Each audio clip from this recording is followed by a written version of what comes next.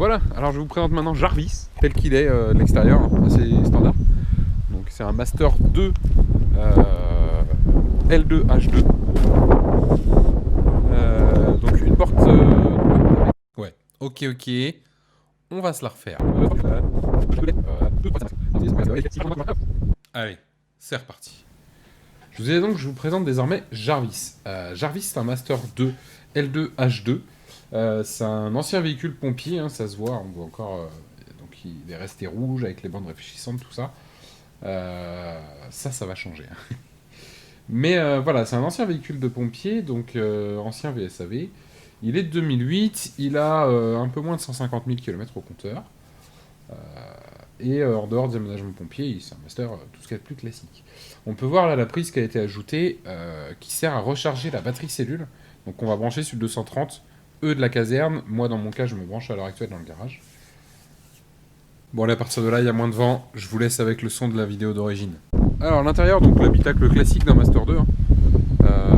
Pas de grosses innovations. Si ce n'est, donc la première particularité ici, on a le coupe batterie qui sert à la batterie cellule. Batterie cellule qui est cachée pas très loin. Ici on a donc un disjoncteur 230 qui sert donc quand on se branche pour éviter que, enfin si le chargeur a un problème, tout ça, ça évite de foutre le feu à la maison. Et ici on a une petite armoire électrique où du coup toutes les modifications type pompier sont raccordées. Donc tout est géré dans cette armoire. Hop, je fais un peu de place. Quand on est au poste de conduite, on va se renfermer dans le véhicule, on est bien. Alors, donc le poste de conduite assez standard. Il y a un petit voyant ici, mais il marche plus, qui sert normalement à prévenir que la cellule est allumée quand le moteur est coupé. C'est-à-dire si on coupe le moteur et qu'on allume la cellule, ça allume le voyant pour prévenir et pour pas vider inutilement la batterie. Et du coup, la plus grosse particularité qu'on a par rapport au véhicule standard, ça va être ici, où on a toute une barre de commande qui sert à gérer le gyrophare et toutes ces conneries-là, tous les trucs de pompiers. Je sais pas exactement ce que c'est, feu de scène, feu de recherche, donc ceux qui sont là.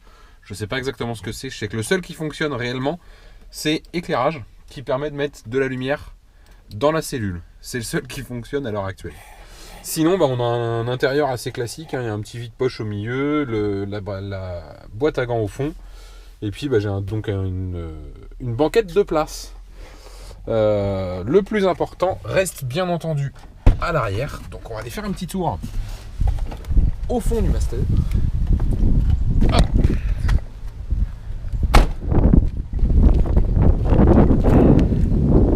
Et donc on va rentrer par la porte, donc double vitre hein, à l'arrière.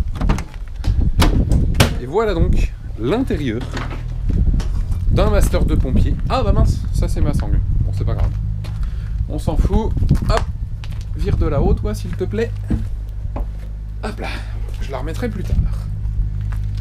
Donc l'intérieur du Master 2 en type pompier, donc ça ressemble à ça. Donc il y a beaucoup de sangles un peu partout. Ici, là-bas au fond, il y a vraiment des sangles de tous les côtés. C'est assez marrant, mais pour tout fixer bien sûr. On va refermer parce que s'il n'y a jamais des gens qui passent. Alors premier truc qui est super sympa, il y a une commande d'éclairage dès la porte. Je l'ai mal cadré, c'est pas grave. Hop, on va se mettre dedans. Voilà, nous voilà bien à l'intérieur. Donc à l'intérieur, du coup pas de modif pour l'instant. Hein. Il y a un ancien clic-clac, un vieux clic-clac dégueulasse qui va partir à la benne. Le lève-brancard qui est en dessous, lui, il est déjà vendu. Donc il est vendu à un de mes collègues, donc on va pouvoir le démonter ensemble et puis lui il va le récupérer. Il va être transformé en lève-moto, si ça intéresse des gens. C'est un futur lève-moto. Donc les principales modifications d'un véhicule pompier, c'est toute cette barre d'équipement au fond, donc avec beaucoup de tiroirs ici, enfin 8 tiroirs, des grands et des petits. Donc si on regarde, les grands ça fait ça, et les petits ça ne fait que ça, donc il y a quand même une bonne différence entre les tiroirs, les différentes tailles de tiroirs. Hop. Ici on a Le Webasto. Donc entrée du Webasto tout à gauche et sortie du Webasto à droite. Celui du milieu, je sais pas ce que c'est exactement, donc je ferai des... De toute façon, je vais démonter toute cette partie-là, donc je regarderai plus précisément après. On a une petite colonne, donc, ici, où il y avait des équipements et tout ça. En haut, on a la commande de tout ce qui se passe dans la cellule. Donc, le coupe-circuit et le thermostat. Donc, thermostat pour Webasto et pour clim, enfin fausse clim, ventilation, on va dire. Tous les fusibles pour tout, en fait, hein, les éclairages, les ventilations, les prises, tout ça. Ici, on a la commande de la ventilation et du Webasto pour la mettre en route et l'arrêter. Ici, on a tout ce qui est éclairage et appel chauffeur. Bon, je sais pas si on l'entend bien à la vidéo, mais ça fait un bip dans le camion.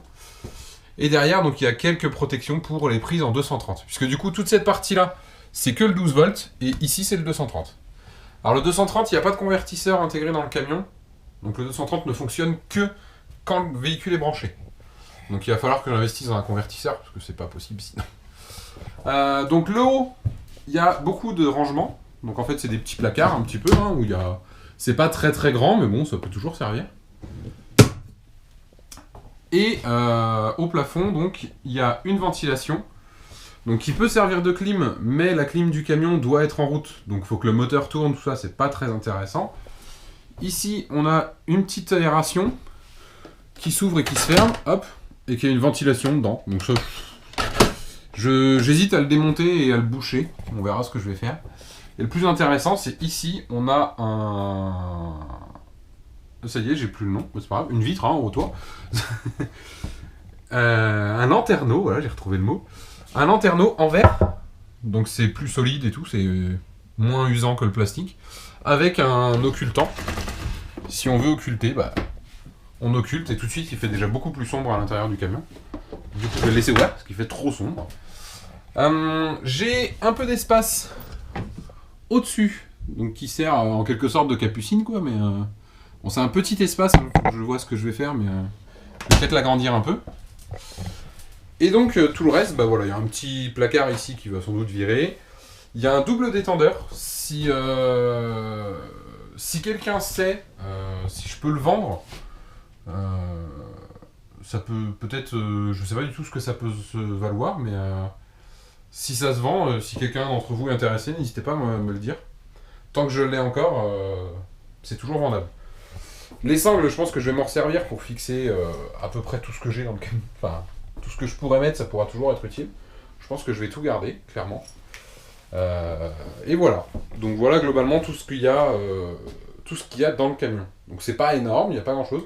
Sachant que je vais en démonter la plupart. Déjà toute la partie du fond va être démontée. Le placard qui est là va être démonté. Et toute la partie électrique, je vais la modifier. Parce qu'en fait la partie électrique, donc on a vu à l'avant, est là-dedans. Sauf que vu que je démonte toute cette partie-là, ça fonctionnera plus du tout. Donc je vais être obligé de faire des changements.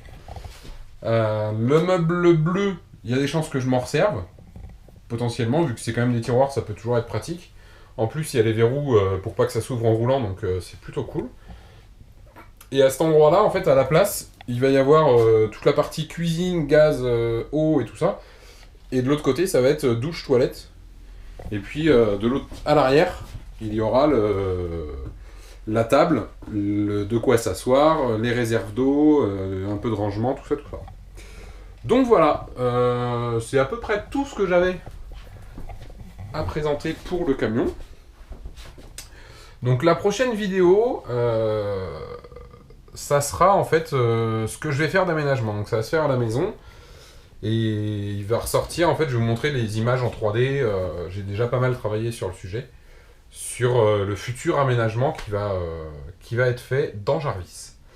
Voilà, sur ce, je vous souhaite à tous une bonne fin de journée, peu importe l'heure qu'il peut être pour vous. Bonne journée à vous, et puis on se retrouve dans la prochaine vidéo. Allez, salut!